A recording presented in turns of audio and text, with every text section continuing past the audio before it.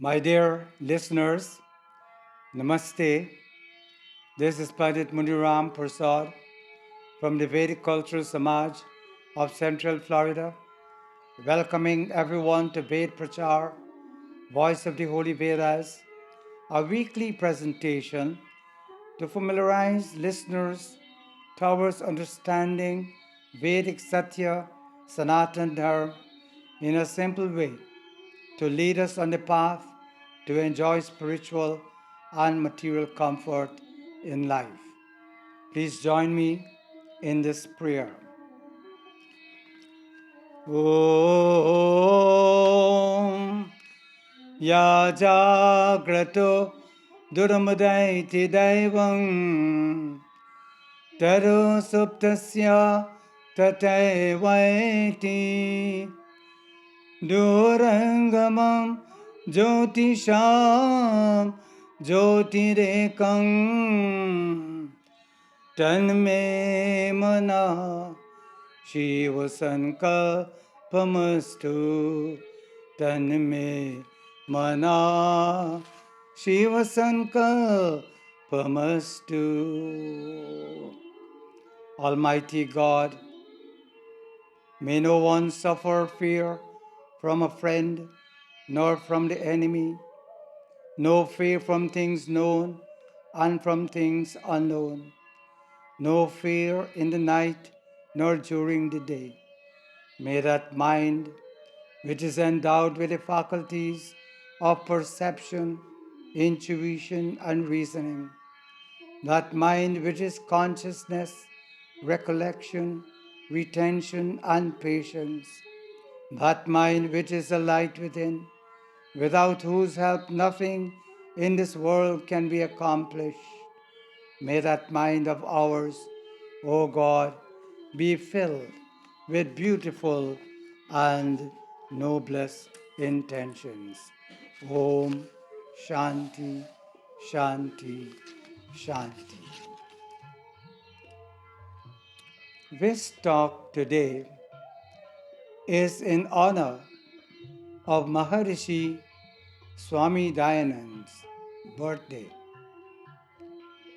Vedic Hindus throughout the world celebrate the birth anniversary of Swami Dayananda Saraswati. He was the illustrious founder of the Arya Samaj, the vibrant Protestant Hindu Reform Church. Swami Dayananda was a great scholar, a devout yogi, a social reformer, a philosopher, a spiritual teacher, a political thinker, and a great debater. These exceptional inherent qualities earned him the title of Maharishi, a spiritual master who strongly advocated that religion and science must work hand in hand, for God is the primary cause of all physical and spiritual sciences. The world-renowned saint was born on the 12th of February 1825 in the village of Tankara, Gujarat, India. His birth name was Mool Shankar. However, his name was changed in keeping with ancient tradition to Swami Dayananda after he took the vow to become a monk, a sannyasi. His father, Karshan Trivedi, was a tax collector, and his father was a highly educated and was a man of great wealth and social status. His mother, Yasodhara Bai, like most women in those days, were deprived of an education. Nevertheless, her simplicity and understanding was of a high magnitude. In his early teens, Swami Dayananda began to do research and study of the Sanskrit language, the holy Vedas, and other scriptures. He was bright, intelligent, and had a very retentive memory. He was inquisitive and had an inquiring mind. He observed there were political, economic, social, and religious decline in his country, India. He saw some people lived in luxury, while others suffered through poverty-stricken conditions. Some were educated, while others were deprived of an education. There were widespread corruption, bribery, and malpractice on the part of the government, the British Raj. There were clashes, hatred, and intolerance between followers of different faiths. The caste system, and referring to innocent people as untouchables, was a shame and disgrace. The great Swami wanted to know what was the root cause of these problems. At the age of 13, Dayanand observed the vow of Shivratri with a burning desire to get a vision of God. He kept vigil the whole night in the mandir. Lord Shiva, was supposed to appear midnight and partake of the holy prasad. Instead, what Dayanand saw was not his expectation. And so, Dayanand's mind was filled with doubts. He then realized that the root cause of all miseries was greed, ignorance, and superstition. Sometime later, his sister died, and thereafter his uncle passed away. In his grief, he wanted to understand the mystery of life and death. So he left home and set out on a journey to find the true Shiva and to study under a teacher to quench his thirst for knowledge. Dayanand roamed the length and breadth of India in search of the true Shiva under a teacher, again to quench his thirst.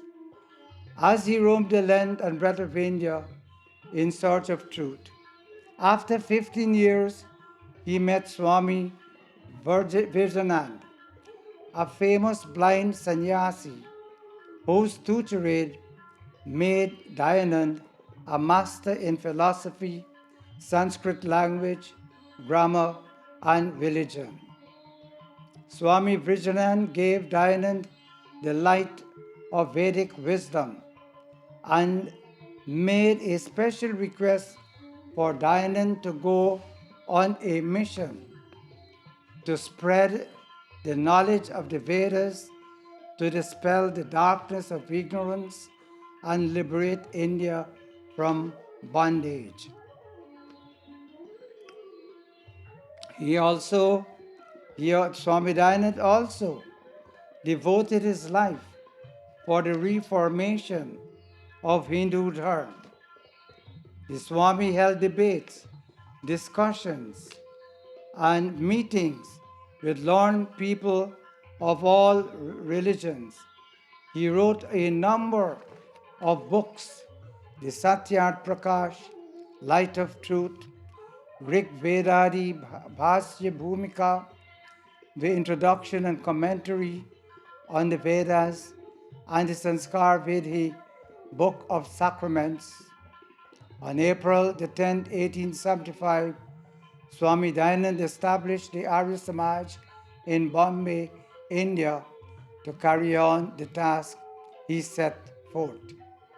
Truly, in India, It was Swami Dayananda who started the crusade to awaken the feeling of nationalism to free India and to correct the political and social evils such as child marriage, equality and emancipation of women, rejection of blind faith in religion, breaking the shackles of the caste system, the eradication of untouchability, marriage reforms, national education, and spreading the teachings of the holy Vedas.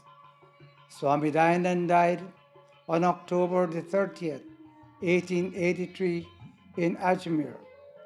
He died on the hands of his enemies. They feared him so much, they bribed one of his aides to poison him.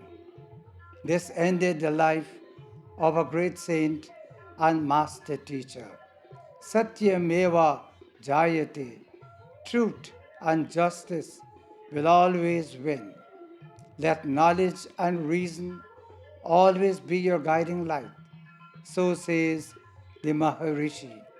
In conclusion, the spirit of Maharishi Swami Dayananda and the Arya Samaj will live forever on and will continue to inspire future generations in their quest for truth and justice.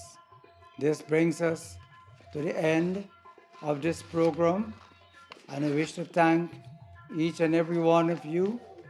Please join me again next week, and it is time to say Namaste. May God bless you and your family. Om Shanti, Shanti, Shanti.